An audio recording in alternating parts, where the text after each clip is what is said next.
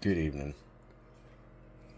I know it's been a couple days since I did that little update thing, and yeah, I went and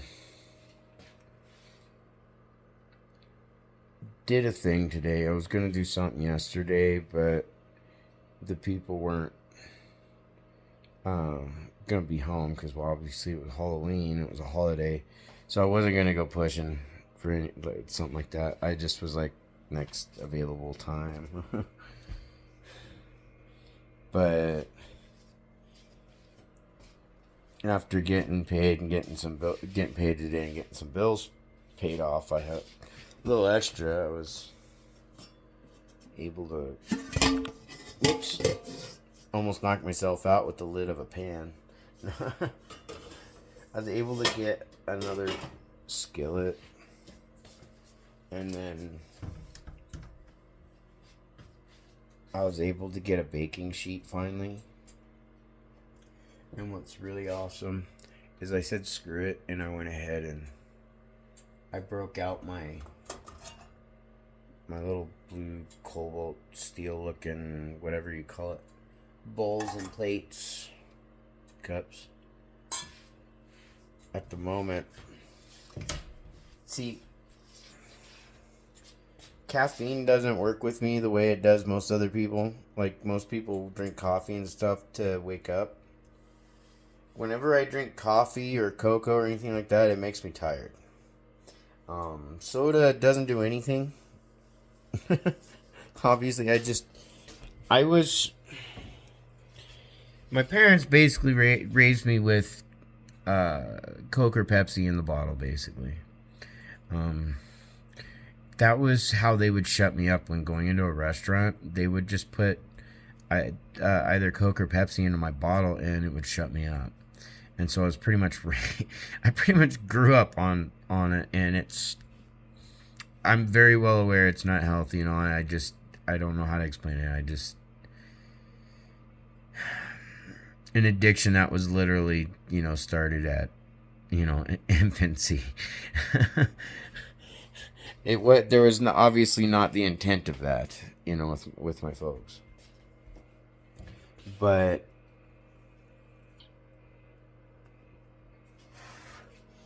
while I was out and about, when I went out today, I picked up a few things for here at home. I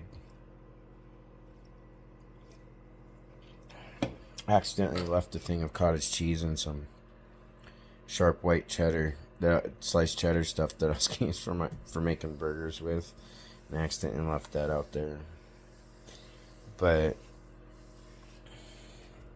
since it's been primarily just my dogs and I, and my mama cat, she's she's staying out with my folks.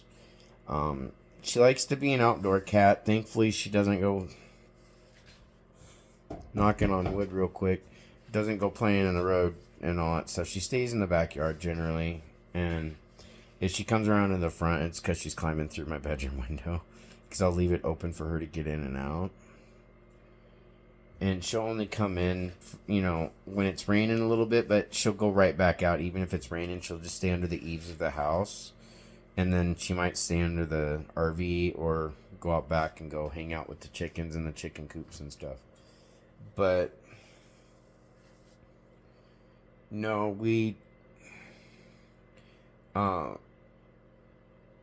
anyways, because it does get so cold down here, I went ahead and I was like, you know what, it's better that she does stay up there. Because that cat overnight down here there's a good chance, if she's not in the right spot, even in the shop or even in this house, if I didn't have heat rolling, she would most likely freeze outside. And so I'm not risking that with her. She's just a little Manx kitty. She's my little puppy kitty. But I miss having a cat around and all that stuff. I love my cats as much as my dogs. So, I mean, they're my best friends. Like, my kitty Chewy, above the mantle right here, I used to have you might have seen it in other videos and stuff.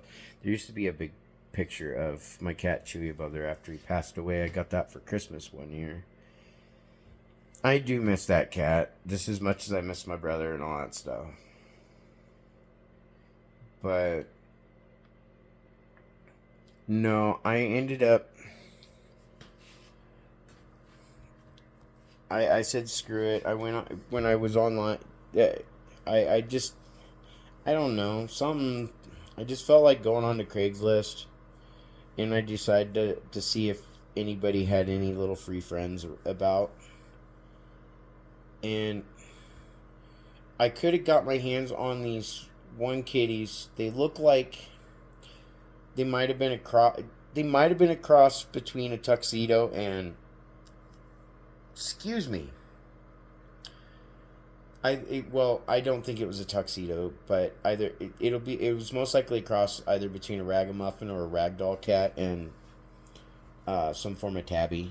And even though I don't mind my black and white kitties and fluffy kitties, I mean I miss my ex's cat, Sweet Daisy May baby. She was our fluffy kitty, and I ended up, yeah, I wanted another gray and white tabby, and I ended up finding my little friend Gordon here. And Gordon, his daddy is part. Hey Gordon, you baby.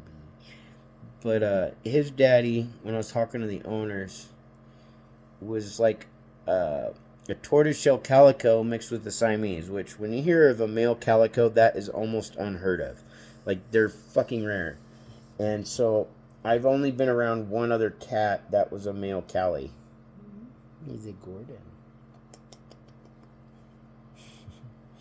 But his mama is Maine Coon. So he's not going to be a little kitty necessarily. He's going to be, a larger cat. I mean, if he was 100% Maine Coon, probably end up being huge. But I don't see him getting any bigger than, say, like a ragamuffin or a ragdoll kitty. I don't also see him getting as fluffy. He's a baby Gordon. Hi, Gordon.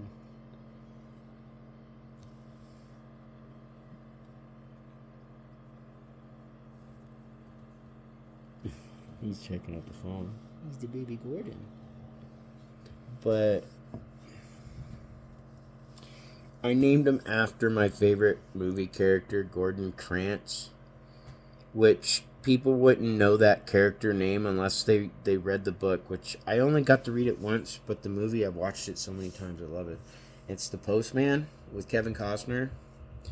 And a lot of people are probably like, why? I don't know how to explain it. I mean, if I could, it's just, I don't know. We all find movies and characters that we all can kind of relate to. In movie wise, I don't know, that character, I do kind of relate to him a little bit, but I also just, I don't know. I would go further into that, but I don't. It feels weird to me to try and explain it. It's just one of my favorite movies. So I named him after Gordon Krantz. And the great part about Gordon is it's got a nice little duality to it, because, when he gets into his feisty, zippy modes, because you know how cats are, they're going to get energetic, they zip around the house. It'd be like little Flash Gordon then. And then,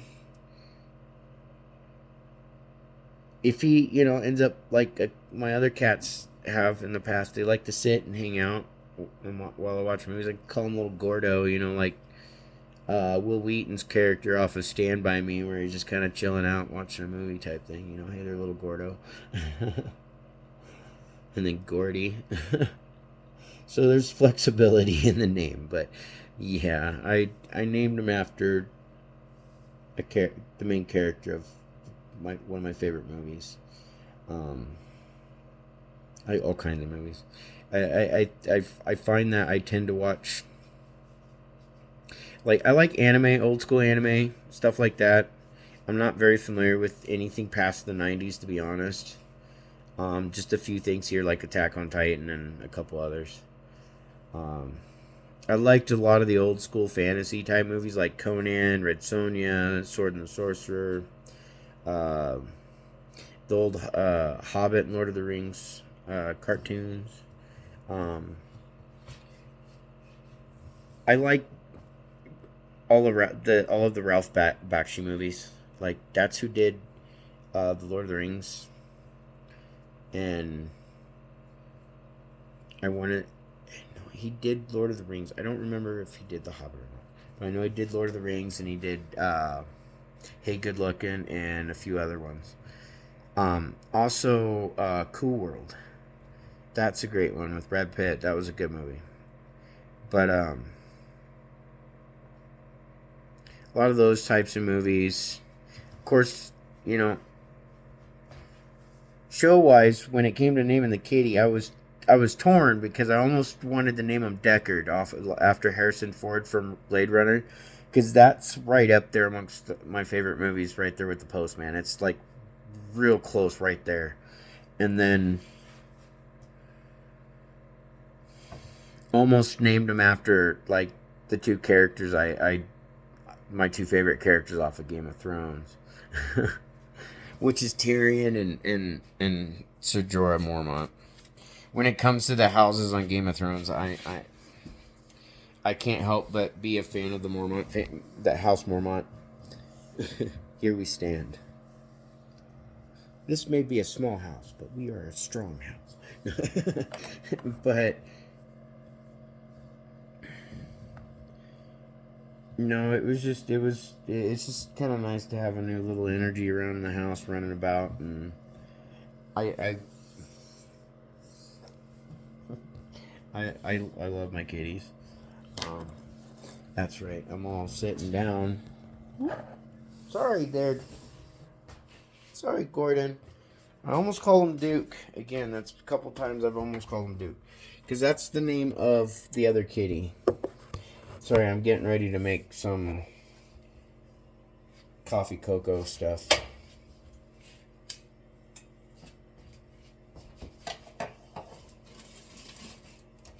I'm not a super big coffee drinker, but I blame my buddy Nate on this stuff because this is actually coffee I really actually do like. Javolia. It's chocolate mocha flavored. This is the first time Gordon's been around the dogs. I'm sorry about my ceiling fan. That's why I got this one. I was going to try and take this one down to replace it. I just can't do it by myself. I just don't have that strength to do it. And that fucker, we wiped it down before, and then, yeah, it's super dusty and dry during the summer, and then super cold and snowy during the winter. But no, that's just kind of one of my more. I don't drink a whole lot of coffee, mainly because coffee doesn't wake me up.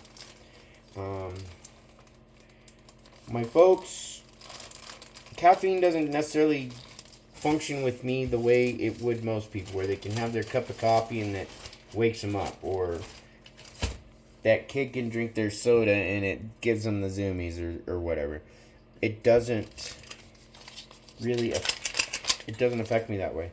And part of that's because, well, not part of it, it's a big thing of it. And granted, it's not the healthiest thing, or let alone the best thing for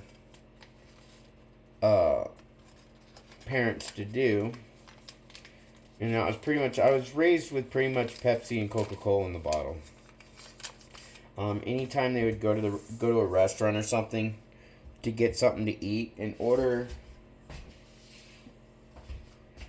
to keep me from, getting upset, all this other stuff, whatever, as a baby in the restaurant, they would just put soda in my bottle, and I would shut up. Okay. Yes, I've got to tear this. And so they would put soda in my bottle. And granted, not the best thing to do for anybody, especially an infant. But my folks were, you know, doing what they felt they needed to do. Even though this already has a screen part to it, I still put at least a filter here that the coffee sits into, at least, so that way I'm not necessarily getting the grounds down into my drink. You know, it helps it a little bit. It'll still do its filter thing, but back when I was in high school, stuff like that, was back in the days when we had like Jolt Cola, and it smells so good. And I was one of those kids. I could go and drink like a 6-pack of those, and I'd pass out. I could drink 1 or 2 of those, and I'd still pass out. I'd still go take a nap. So I mean, that was kind of what caffeine sort of did to me. It made me sleepy. And no, I don't have ADD or ADHD. You know, there was a thought of that at one point, you know, the possibility in my life, but yeah, no. But that there. Let's throw this away real quick.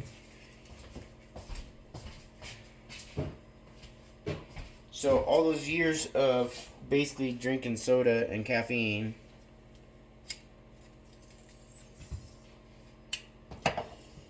I have a really big tolerance for it. And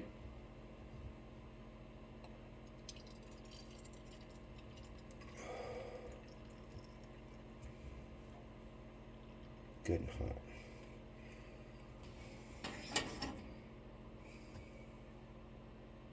I'll pour a little more in here in a second because it's flowing through pretty good.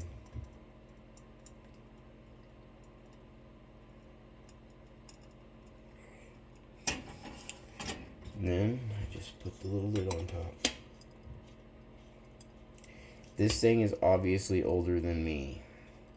Probably by, at minimum, about 15 years. The maker's mark is on the bottom. I forgot to look. But, no, that's why I'm sitting here at 10 minutes to 11 o'clock making coffee and cocoa type mix. That's how I drink my coffee. I don't like really sugar.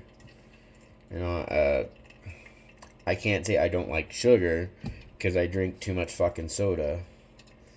But when it comes to drinking coffee, at most I just want some cocoa in it. Maybe some, like, depending on, you know, what it is, and I might get some creamer or milk added to it too. But I don't drink a whole lot of it, even cold stuff like the frozen mixed coffees and stuff. Like at Dutch Brothers, they have this ER911. I'd get that at frozen because it's got something like 8 shots to it. And I can drink that whole fucking thing, but it makes me tired. So I don't drink a whole ton of coffee or anything except for when, well, I probably should.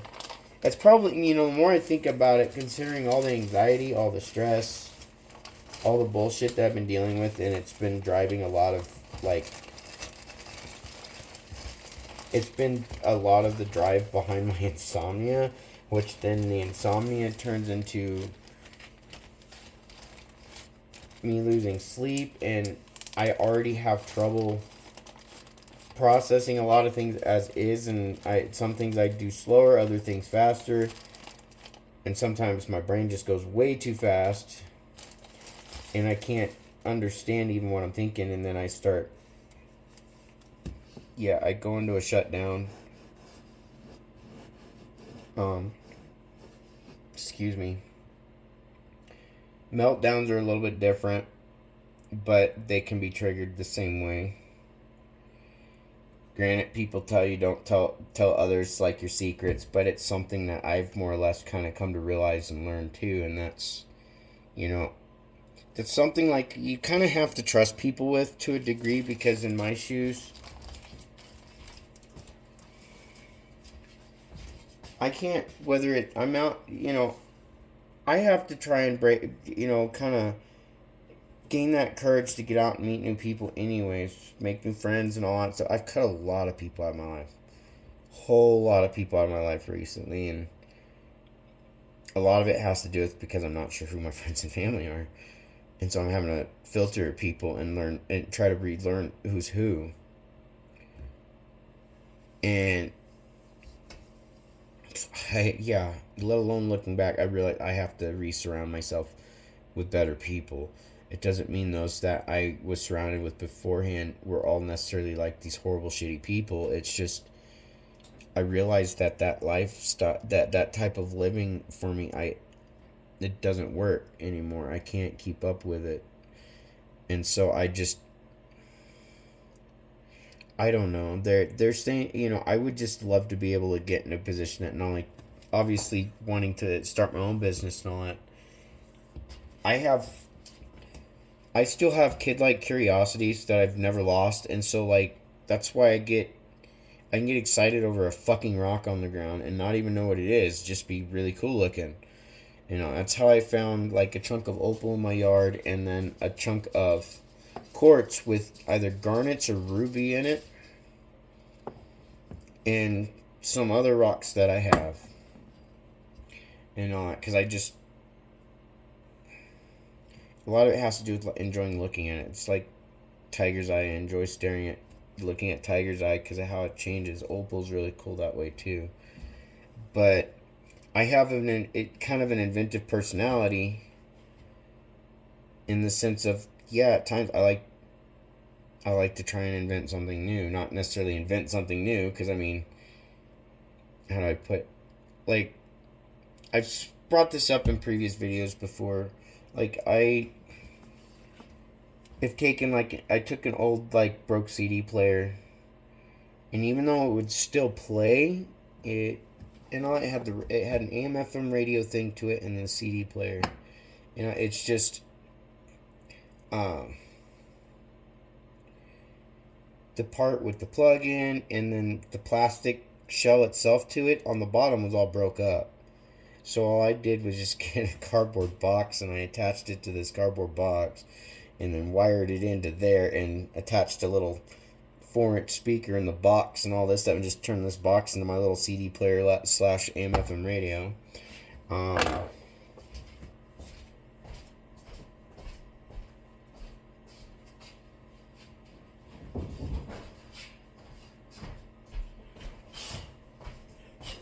This thing, believe it or not, it's just a typical metal briefcase.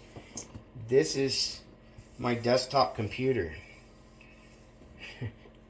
There's a whole computer in this, and just open it up, bring up the screen, good to go. Just plug shit in and plug it on the wall and power it up. I call this my Steam case because I can't afford a Steam Deck. And because right now I'm just stuck using my tablet, my phone. I can't really. It's kind of it's become the age old thing. I can't really game, so it's been hard for me to get into gaming a bit again. I do so on my phone. I still like playing Rocket League and stuff like that whenever I can. I used to be pretty decent at it. Now I just suck ass. But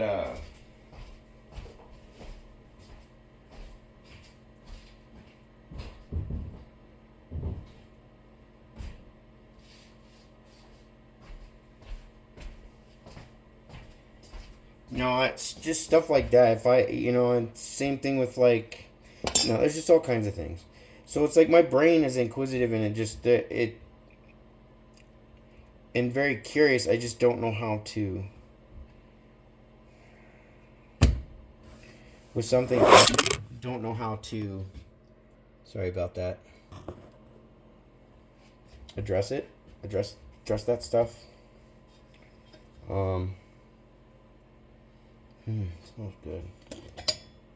All the liquid is through, and put the last of it in.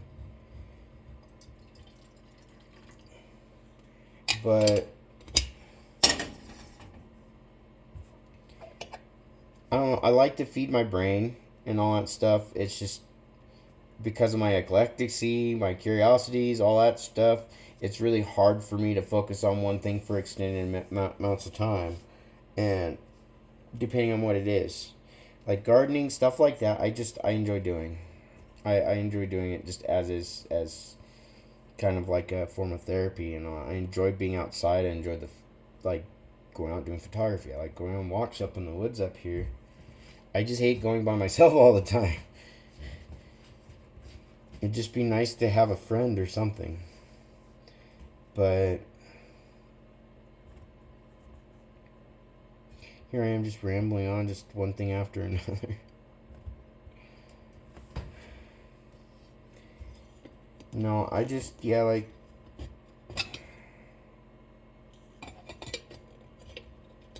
I'm just kind of, I'm obviously lonely. Sorry, guys. But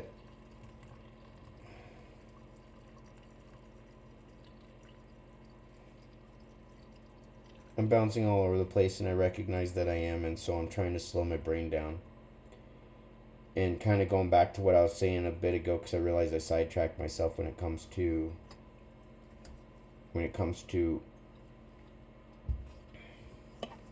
uh, dealing with meltdowns and stuff, and shutdowns and breakdowns.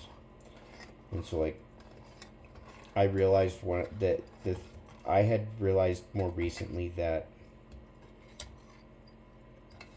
the combination of not enough sleep, a lot of anxiety, and a lot of stress, those three primary things is what which puts me in a position of having a meltdown or a shutdown. Either way, I call them breakdowns, is what I call them. It's just either one is a literal meltdown or the other one's a shutdown, or I just shut down. And, you know, I'll talk and all that. I'll have, you know, loose talk here and there, but I just start shutting down. And so, like, knowing these things, yeah, some people be like, you don't want to tell everybody that because you don't want somebody to take advantage of it. There's also the fact, too, like, when you, like I was saying, I have trouble making friends. And so I want to be able to, at some point, be able to get out and be able to meet new people. And when it comes to that, I have to be able to explain some things where they're, you know, to them where they're concerned, so that way, if ever at some point something like that, you know, in the future, it's not like one of those things like first day you meet them, hey, guess what, blah, blah, blah, blah, blah, blah, blah. I understand you don't do that shit. You don't just, you know, yeah, and then they're looking at you like, yeah, you're fucking crazy, dude. But it's things that I am aware that I need to, at some point in friendships and stuff like that, to be able to explain to people, you know, so that they understand what's going on. And it's uncomfortable for me because I don't know how to always explain it. And I had already gone through a number of years where I've dealt with these meltdowns and not know why I was having them. And it wasn't until, like, you know, over the last couple years since I've been diagnosed being on spectrum, I now understand why. And I wasn't getting any help with any of it. So I had to, everything I've had to deal with in life, I've had to, for most part, you know, I've had counselors and stuff like that over the years off and on, but I've had to, like, remember the tools that they taught on how to cope with certain situations and scenarios, because I knew I wouldn't be able to keep seeing those doctors. Like, my insurances would either change, would move, or just something. Otherwise, I'd end up with the doctor that there would be those one random doctors, and we all get that doctor, and it's, I think, why therapists can get a bad rap, and that's with, just making sure it's all, still got some good stuff in there, but,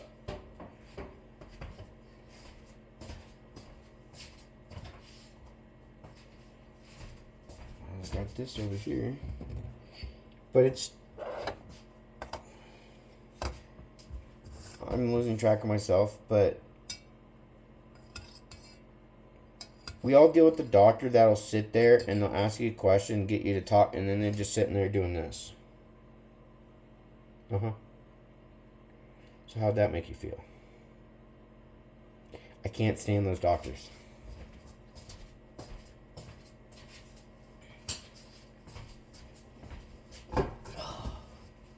And so I've had to still, even with them, some of them still will teach you some fairly good coping tools and all that when they put their pen down. And when they put that pen or pencil down. And so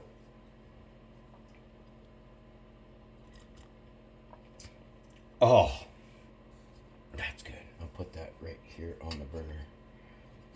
It's off, okay. But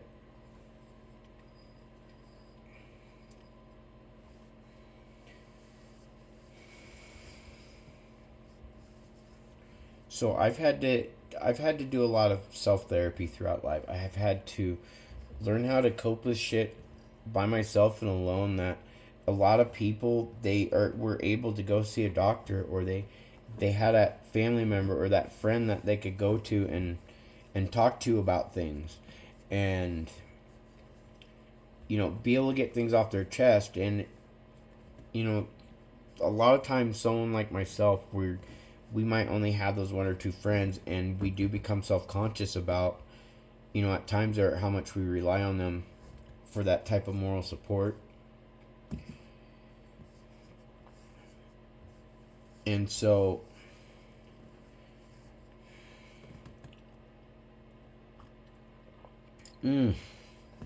so it gets difficult at times, because you gotta get this stuff out. And so then,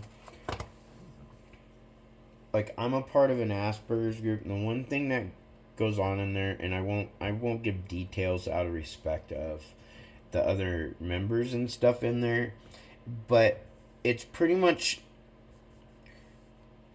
a space where we're allowed to just kind of let out the things that are bothering us, even if we don't know how to, like, explain it. We can explain the scenario, and we've got there's other people there that understand what's going on. And it's kind of, some people, like your average neurotypical, who doesn't understand, doesn't realize, like, what's happening in our brains or why this goes on, and they'd probably go in there and be like, this is just either people just sharing their kitties, their like Gordon, or their puppies, or their stuffed animals, or personal situations that a lot of neurotypicals wouldn't talk about. And it's because that's really the only people we can go to for some level of, not necessarily just advice or anything, or just, it's also getting that added input to make sure that what we may be processing something as being one thing, it could be something else. And so it allows that definite community support there, and all that I have been thankful for in that sense.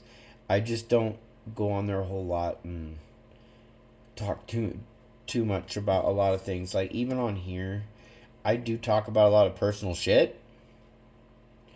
It wasn't until dealing with the abuse that I had, and after what had happened, that I decided to just say fuck it and just be public about it.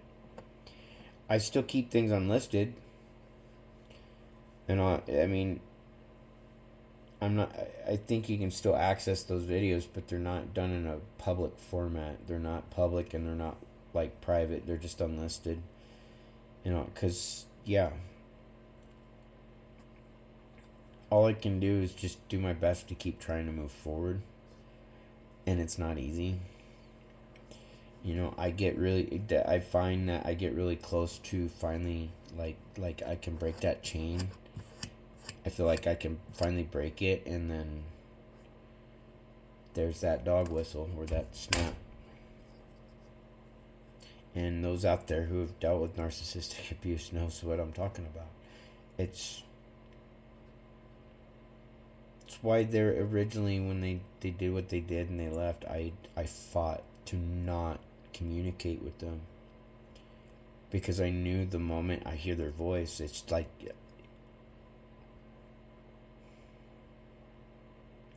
and they know this. And so it's like, it hasn't been easy. This whole thing hasn't been easy. I've had to start over a couple times in this process. And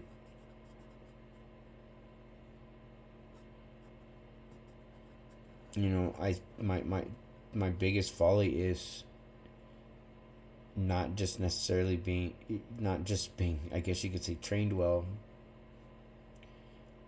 to basically alienate and isolate myself from other people out of fear of being accused of something, of either being mean or cheating or something. That, and even though they haven't done that stuff in a long time, actually, at this point, at this given point, it's been we'll just say at least 6-7 months now. Of course, it's been a little while,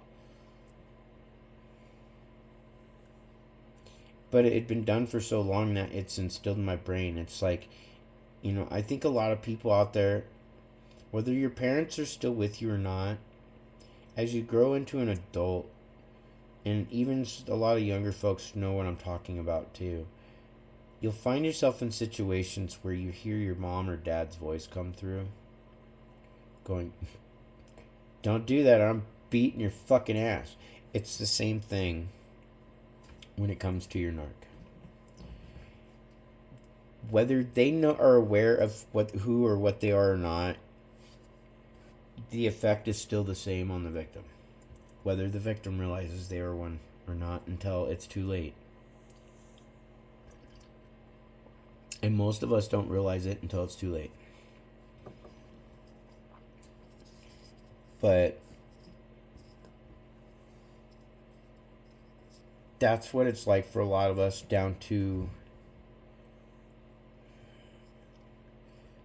they get to a point where you start to feel like you don't have any other choice in life or any options in life. You feel like, I don't want to necessarily say stuck, because there are people out there, like in a couple of the support groups that I'm in, there's a couple people I've seen, not a lot, but I know there's people out there. So if there's a couple, there's going to be more, where they were able to work through the things with their narc, and they end up actually having, a functioning, for most part, healthy relationship, where they were actually happy. They might have, an issue here, an issue there, but a lot of that it's that constant work, and that's where I can kind of relate, in the sense I feel bad for, when I look back on anybody I've ever dated, or whatever, I only know what a long-term relationship is. I haven't been with anybody for less than 2 years. So when I'm with somebody, I remain completely loyal to them, and yeah, I just don't have these weird fucked up expectations, and I respect space and everything like that. I respect the shared spaces. All that stuff. It's not until this type of stuff that happens that I become paranoid, to put it in the easiest term of it. And it doesn't apply to anybody else. It's just that one person. My brain has been capable enough to separate the actions of what each person has done to that person. Kind of like myself, I recognize when it comes to some of my actions or reactions, or how I've dealt with things throughout my life, that's on me. I can't put that on anybody else. So it's like I'm able to separate that. I put the bullshit where the bullshit belongs, and I don't expect the next person to carry it or fix what somebody else did. At that point, it's just mainly I'm having to learn how to basically kind of cope and go through the healing process, whether, regardless of what happens, so that I don't allow those types of things to possibly affect anyone. I mean, one of my biggest peeves is I don't like it when people compare me to others, just as I don't like it when I see somebody that I'm with compare themselves to others. Like, don't quit comparing other people to yourself, or yourself to other people, or myself to someone else, or someone else to me. That type of, quit doing that. We're all individuals. We're all our own person. They're not living in my shoes. I'm not living in their shoes. I will never have the life experiences that they had to become the person that they did. I am me and you are you. Can we just at least, like, appreciate that? You know, that individualism that we all have. Granted, we all want to be a part of something, but it doesn't mean we have to erase ourselves, and let alone not be ourselves. And I think that's a big chunk of it is I think I'm a definite embarrassment when it comes to my relationships, because I have my limitations. And being on spectrum and now knowing it, I think that adds to it. Even before not knowing it, it added to it. And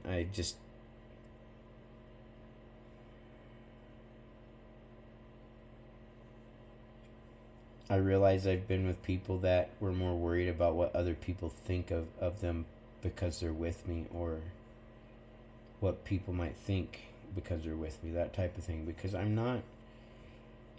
don't have, like, really nice clothes. I don't have really nice shit.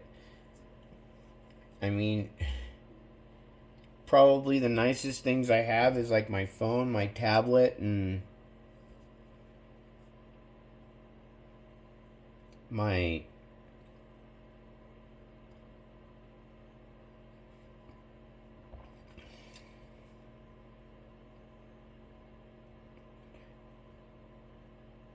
I'll just say my Ruger.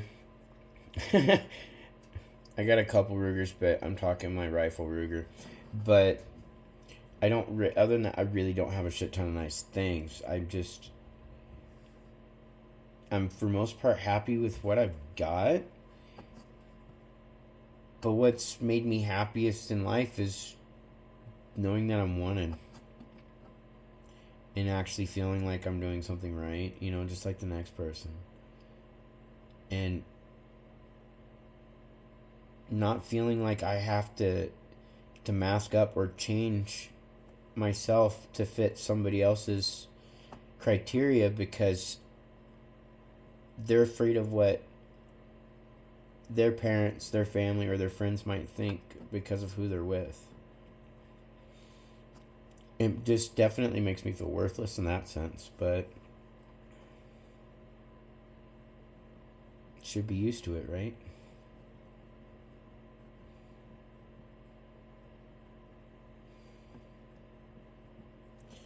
You know, we got the expendables and the replaceables, and I kind of fit in both.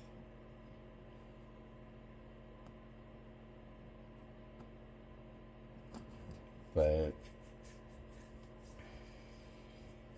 God willing, things will get better. I mean, they're not horrible now. It's just lonely, and I just really don't really know many people anymore. A lot of my friends, other than, like, my brother Jess, my brother Nate, some of them that I met in elementary school as a kid, when it's actually easy for people who are on spectrum to actually make friends in elementary school, because really kids don't necessarily pay attention to that stuff. But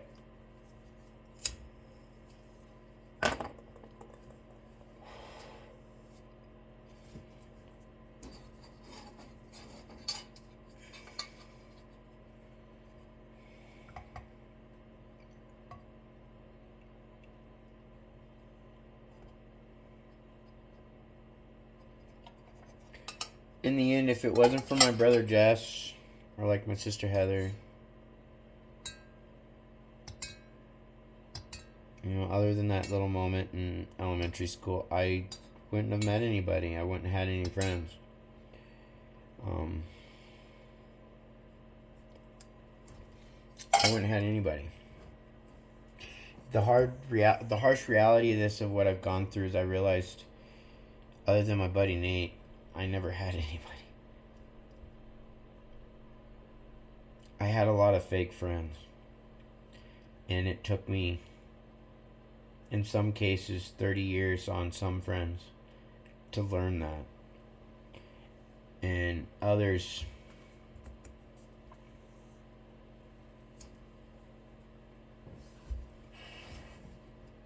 24, 25 years to learn that I was just like, people hated me and I didn't know it. And it was like, it didn't matter how nice I was to people and all that. I never treated anybody bad. I never thought of anybody being beneath me, anything like that. I don't think that way.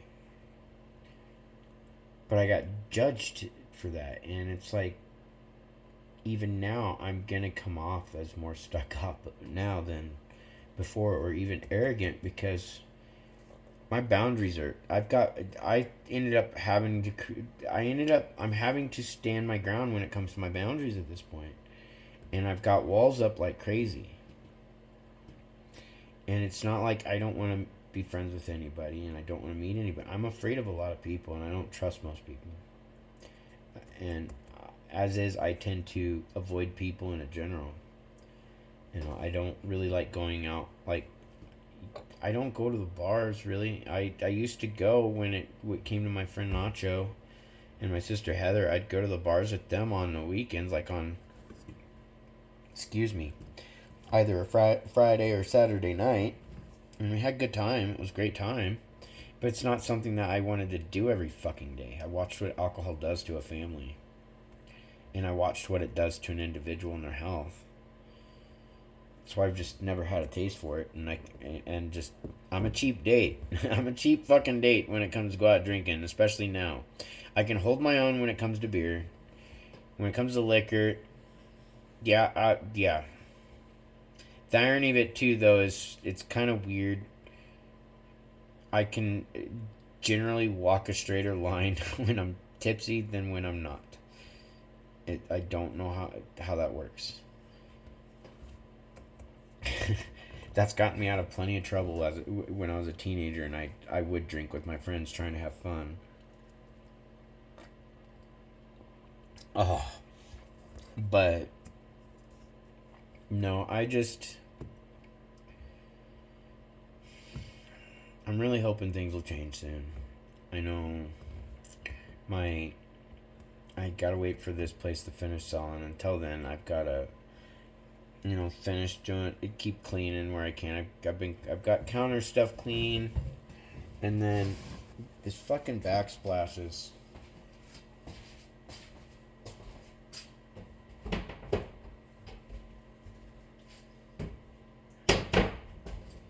Tried bleach. I've tried the scrub and bubble things. When they were living here, they tried some other stuff too. They tried getting this stuff off this wall. It won't come off the wall, so I'm hoping this stuff will work. The only other thing I can think of hopefully trying, if I have to, is that Goo Gone stuff. That shit works awesome. So, like, now I'm just sidetracked myself. So if you work in any, like, shop, especially, like, dispensaries, stuff like that, and you got those fucking labels that you gotta pull off the jar, and you gotta replace them all the time, we found that if you get that Goo Gone and you just put a little bit onto the sticker, it'll soak through the sticker and dissolve that adhesive, and it just peels right off. And then you just wipe it off, and if you can either wash it at that point, or you can sanitize it with either rubbing alcohol, stuff like that, depending on what you're doing, or bleach and sanitation stuff. But yeah, that stuff works fucking awesome. You can usually find that at a dollar store and Dollar General, all that stuff, or most stores. But if I have to, I might have to get some of that, of all fucking things. Get a few bottles, because those are only like this big. And try that shit out. Because this has been a pain.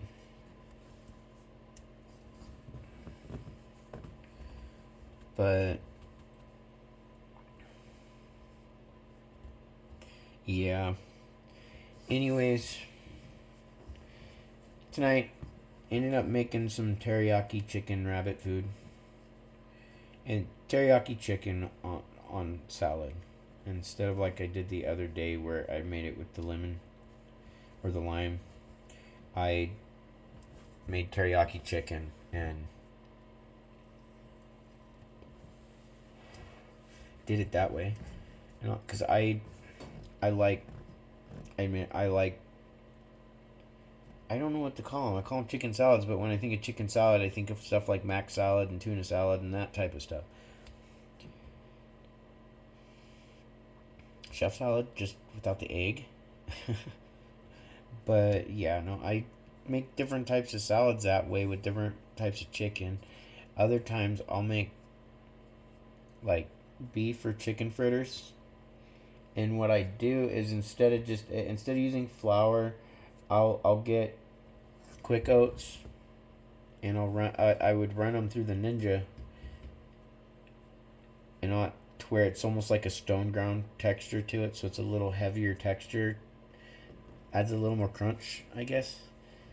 But I do it that way, and of course in the batter it'll have seasoning and stuff for flavoring. But a lot of times I'll marinate the meat, the chicken or the steak, in something before I go and batter it like that. And then, depending on what I do, I might put some garlic hoisin sauce on it if I have it with rice or yakisoba noodles. Otherwise, if it's with salad, it's Italian dressing, ranch, blue cheese. It's all fucking good on there. And of all things, I'm one of those people. I don't like my food mixing, and it's not necessarily just flavors, because certain flavors just shouldn't mix, just like certain smells. But it's texture. Texture's a big thing for me too, and then also how the food looks. And that's why seafood tends to freak me out. But plus, when I eat, I don't like my food touching. If it's touching, you'll see there'll be a line on my plate where like everything was touching. So I will typically just eat slightly smaller portions so that my food don't touch. Depending on what it is, it just completely depends on what it is. Salads is different, but like if I have like say steak or chicken, and then I've got like some corn and some taters, I don't want all that shit mixing. There's got to be a fine line between each of them. Otherwise, there's going to be a fine line of them on my plate. So,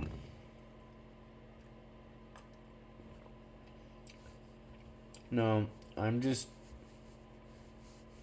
trying to keep myself moving forward and staying positive, even though I'm having a lot of trouble, to be honest. A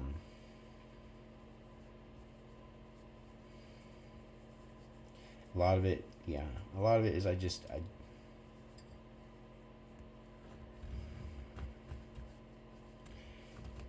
I'm having to a degree, I'm having trouble figuring out who my friends are. And those that I know, I recognize I'm keeping at a bit of an arm's length distance a little bit, because I'm still filling those situations out in some degree. Others, I just simply, they understand what's going on and they know why I'm just kind of in this space. So I appreciate them for understanding that. It's just they're so far away that it's just no. And even then, when I lived close, I didn't really go hang out with them a whole lot because of everything that's gone on. So I mean, I'm just hoping that changes. And I'm just, yeah.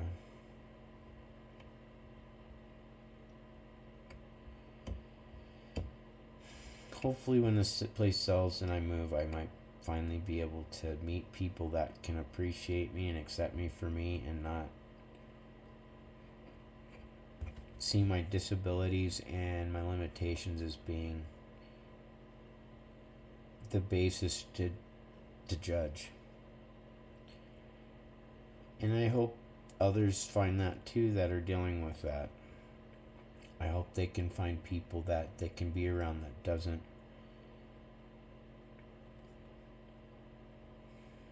make them feel like they're an option or just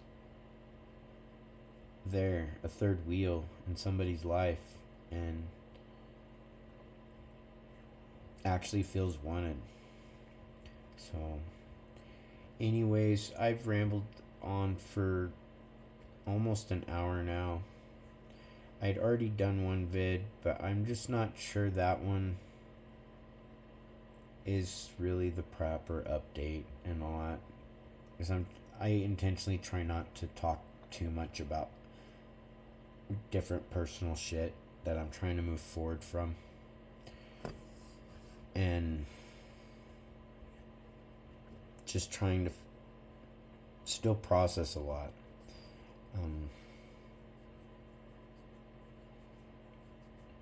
The big thing of it is I'm just tired of being alone all the time. And